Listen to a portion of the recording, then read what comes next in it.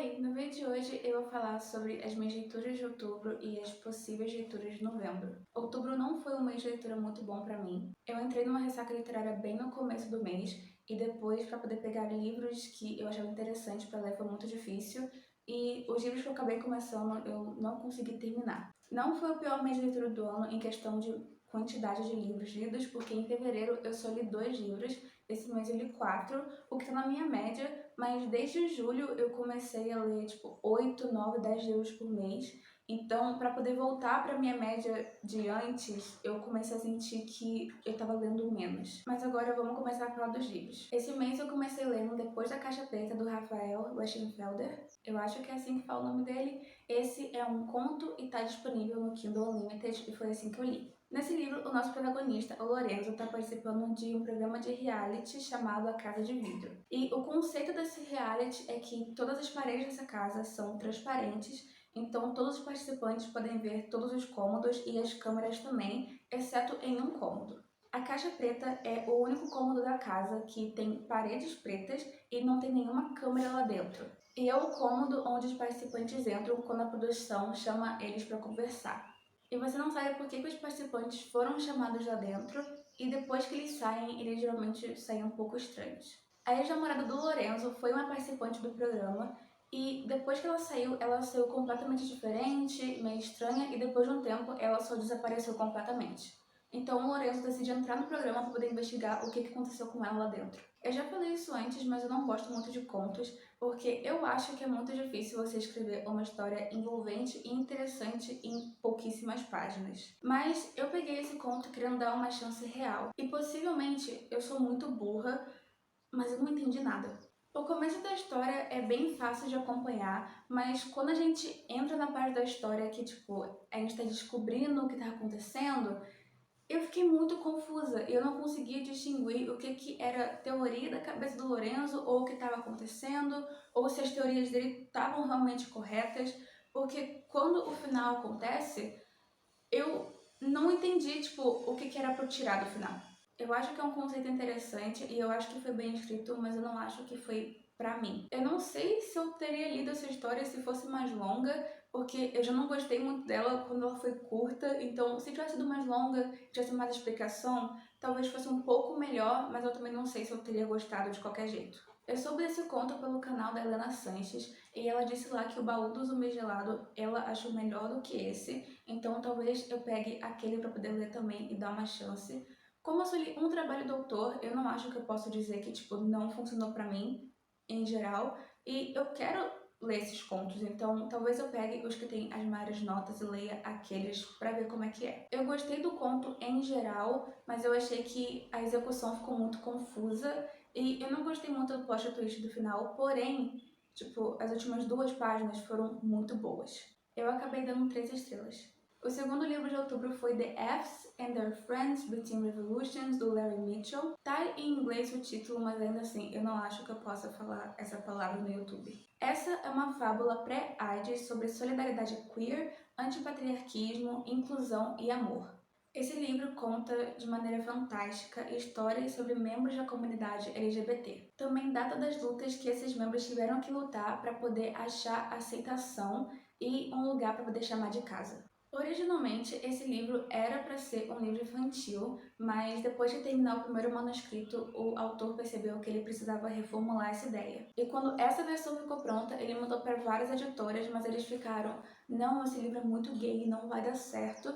Então ele acabou mandando para editoras queer, mas essas editoras não tinham dinheiro suficiente para poder pegar novos projetos além do que eles já estavam fundando. Então o Larry decidiu criar a própria editora com os amigos e ele lançou esse livro de maneira independente. Esse livro foi super interessante de ler e de olhar também. As ilustrações são super bonitas e eu salvei várias no meu telefone enquanto eu estava lendo. E as histórias que são incluídas nesse livro variam bastante. A gente lê sobre diferentes grupos e pessoas, e às vezes a história acontece de uma maneira geral, onde engloba vários grupos de uma vez, e às vezes a gente lê tipo, sobre personagens, um de cada vez. E essa forma deixa o livro bem interessante de seguir. Também é um livro super curto, tipo, tem umas 100 páginas, e como também tem várias ilustrações no meio, foi super fácil de seguir. Eu ia falar desse livro porque a Hunter Schafer, que faz a Jules em Euphoria, falou que esse é o livro preferido dela. E como eu sou fofoqueira, eu procurei o livro, eu achei, eu baixei. E como esse mês eu queria uma leitura rápida, eu acabei pegando. E foi bem legal. E eu não me arrependo de ter pego ele. Tem várias histórias únicas, mas também tem contextos mais gerais da história LGBT que eu já conhecia. Mas como o autor conta tudo isso de uma maneira fantástica e de uma visão fantasiosa, tem essa atração a mais pro livro. Eu achei meio repetitivo em partes, ainda mais porque esse livro só tem um pouquinho mais que 100 páginas, então a repetição fica muito mais aparente porque não tinha muito lugar para poder espalhar essa história. Mas eu gostei da leitura mesmo assim e eu acabei dando 3 estrelas. A gata tá deitada na cama dela aqui, ela tá tão bonitinha. Depois disso eu li Percy Jackson e a Maldição do Titã do Rick Riordan. Esse é o terceiro livro na série. Nesse livro tem um monstro antigo perigoso à solta que dizem ser poderoso o suficiente para destruir todo o Olimpo. E além disso tem a ameaça do possível ressurgimento de Cronos. Então, mais uma vez, o Percy e seus amiguinhos saem em uma aventura poder salvar o mundo. Eu tenho muitos pensamentos sobre esse livro, mas como eu não quero dar spoiler para quem não leu os livros ainda, eu vou falar meus pensamentos sem spoiler primeiro, e quando eu for entrar em território perigoso, eu vou dar um aviso. Em comparação com os últimos 2 livros, esse livro foi o mais maduro, eu diria. Eu gostei das aventuras que os personagens entraram e eu gostei das reviravoltas. Minha crítica para esse livro é a mesma que eu tive para o livro anterior. Eu quero que os personagens secundários tenham mais tempo de tela. Eu acho eles muito interessantes, então eu quero ver mais da história deles. Mas esse livro fez um bom trabalho mostrando um pouquinho mais da motivação de cada um, mas ainda assim, eu queria ter mais tempo com eles. O Percy é um protagonista interessante, mas ainda assim, tipo, eu quero saber mais da jornada do Grover e da Annabeth. E eu queria saber um pouco mais das outras pessoas do acampamento, mas eu sei que essa não é a história que está sendo construída agora. Eu entendo isso, não quer dizer que eu não possa ficar chateada, porque eu queria um pouco mais dos outros personagens, mas ainda assim é interessante acompanhar a perspectiva do Percy, e nesse livro eu achei ele bem menos irritante do que os outros 2. Ok, agora eu vou começar a dar spoiler. Se você não quer pegar spoiler para esse nem para os últimos 2 livros, é só não assistir essa parte, pula pro tempo que eu vou colocar na tela agora e vai ficar tudo bem. Ok, já deu tempo. Uma coisa que me incomodou em Mar de Monstros é que o Grover não estava nesse livro, porque ele estava na própria aventurazinha e a gente só conseguia ver o que estava acontecendo com o Grover pelas visões do Percy. E isso me incomodou naquele livro, e o Rick Riordan decidiu fazer a mesma coisa nesse, só que dessa vez com a Annabeth.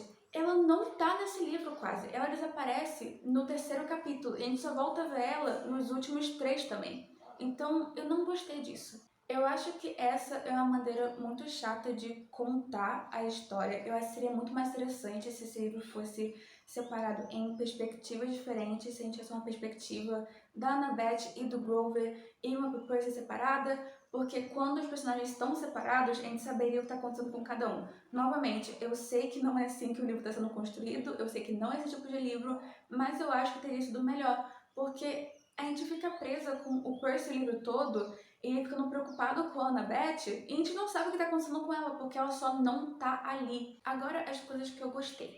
Tem morte nesse livro, tem 2 cenas de morte.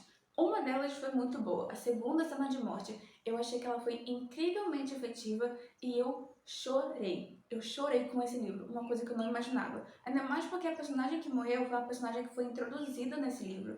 Então eu realmente não achei que eu ia chorar com a morte dela, porque eu fiquei, ok, quem é essa menina? Não conheço ela acabou de entrar. Mas quando ela morreu, aquela cena foi tão bem escrita que eu tava chorando com os personagens, então eu gostei muito disso. Mas a primeira cena de morte, eu não acho que foi uma morte de verdade, eu acho que estão tentando me enganar, porque eu sou o tipo de pessoa que acha assim, se o corpo do personagem não foi mostrado, então o personagem não morreu. Porque o jeito que ela morreu, eles não conseguem achar o corpo dela só desaparece completamente no meio das coisas.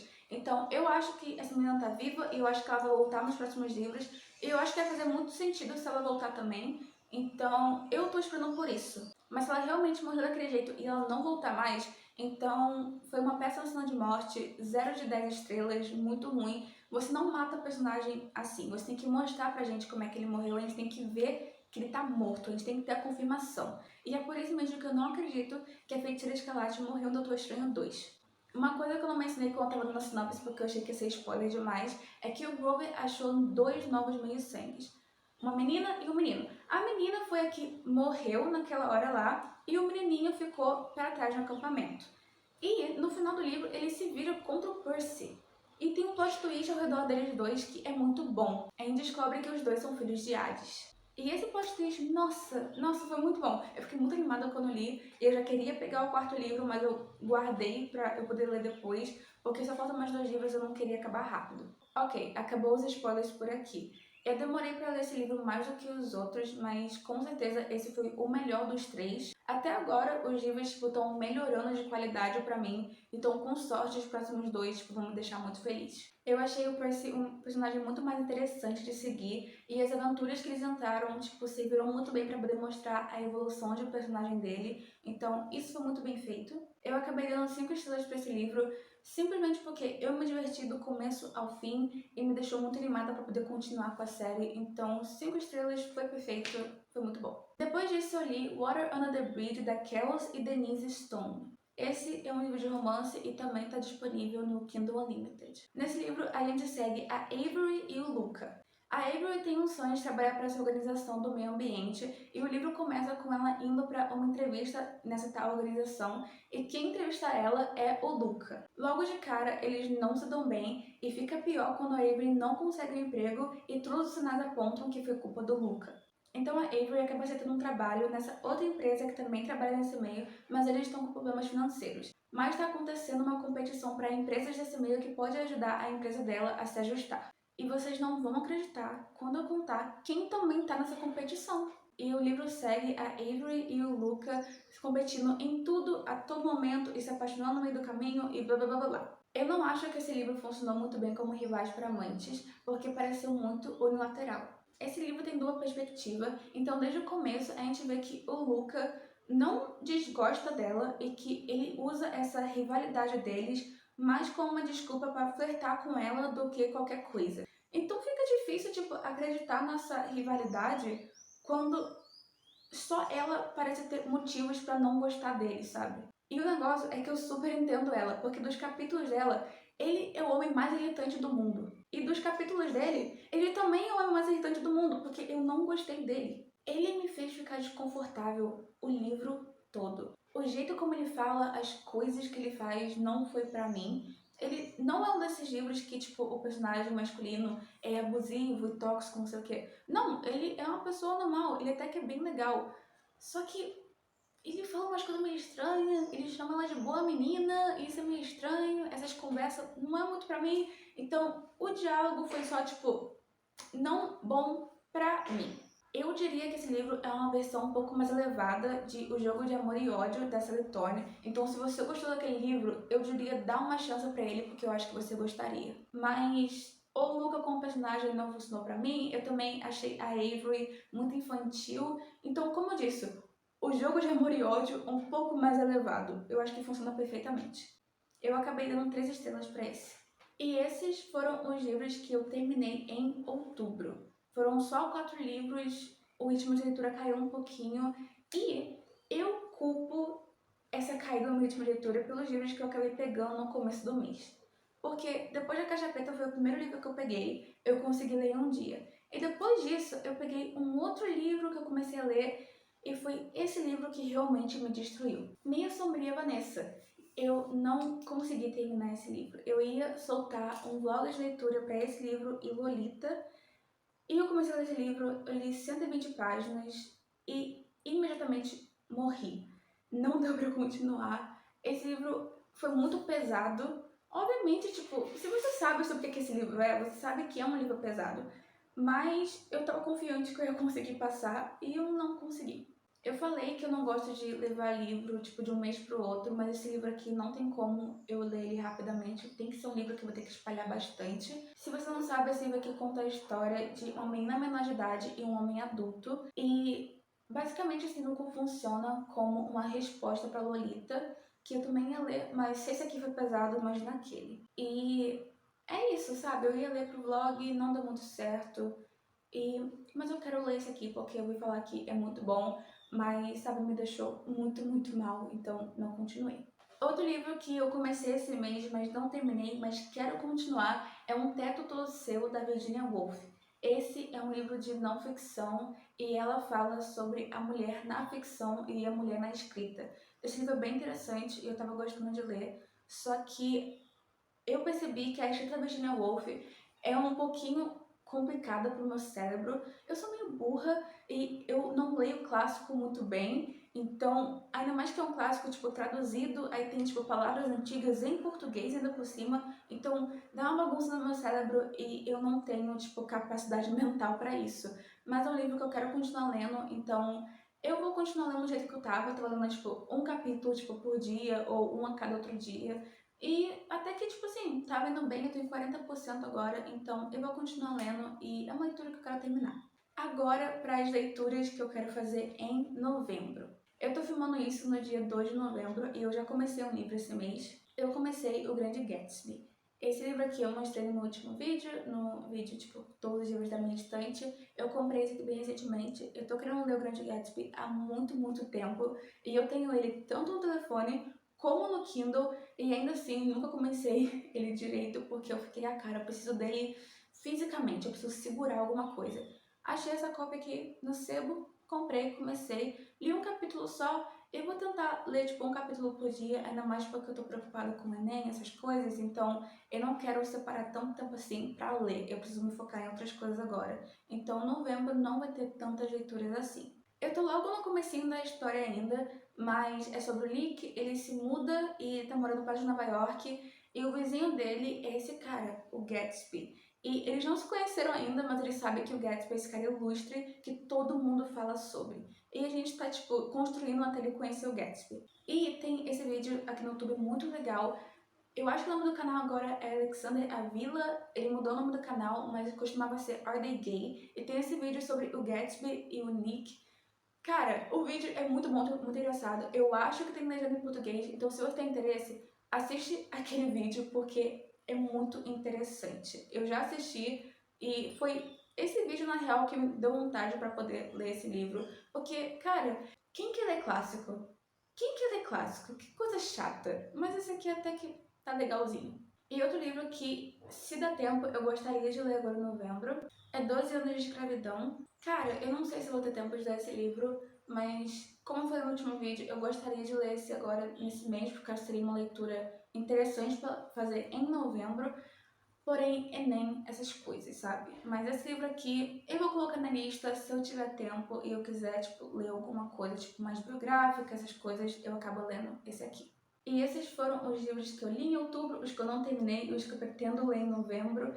Se você puder, comenta os livros que você leu em outubro, porque vai que eu pego alguma recomendação boa e eu volte a ler um pouco mais assim que o Enem acabar. Dá um like no vídeo se você gostou, se inscreve no canal se você quiser. Meus links vão estar na descrição. Eu tenho um Instagram de leitura, onde eu estou compartilhando um pouco mais de frequência lá.